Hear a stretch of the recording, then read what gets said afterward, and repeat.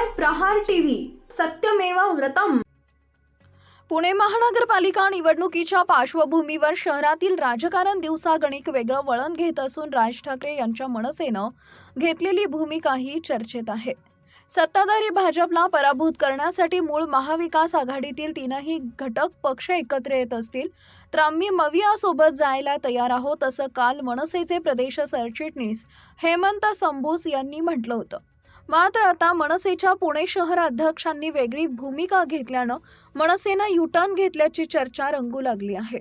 पुण्यात मनसे काँग्रेससोबत आघाडी करण्यास इच्छुक नाही।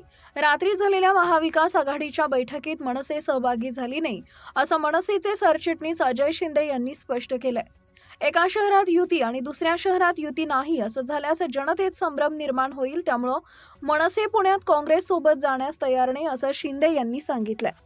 मनसे आणि उद्धव ठाकरे यांची मुंबईसह काही शहरांमध्ये महापालिका निवडणुकीसाठी युती होत आहे। या युतीत काँग्रेसचा समावेश नाही।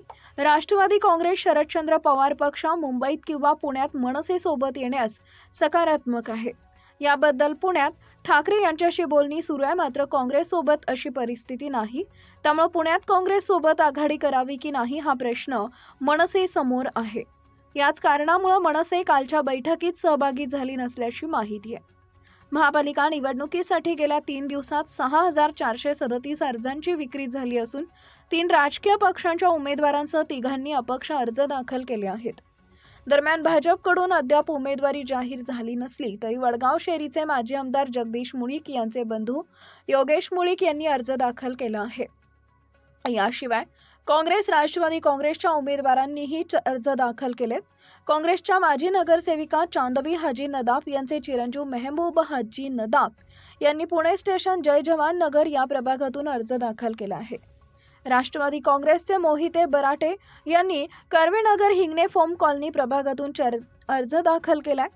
महापालिका प्रशासनानं दिलेल्या आकडेवारीनुसार पहिल्याच दिवशी 2886 अर्जांची विक्री झाली होती। दुसऱ्या दिवशी त्यामध्ये वाढ झाली असून आतापर्यंत 3551 अर्ज इच्छुकांनी नेलेत। सार्वजनिक सुट्टी असल्यानं गुरुवारी अर्ज विक्री करण्यात आली नव्हती। प्रशासनाकडून शुक्रवारी अर्ज विक्री करण्यात आली असून गेल्या 3 दिवसात 6437 अर्जांची विक्री झाली आहे। गेल्या निवडणुकीमध्ये 162 जागांसाठी 1841 अर्ज दाखल करण्यात आले होते, तर 1090 उमेदवारांनी प्रत्यक्षात निवडणूक लढवली होती। यंदाच्या निवडणुकीत महापालिकेचा विस्तार झाल्यानं इच्छुकांची संख्या वाढली आहे।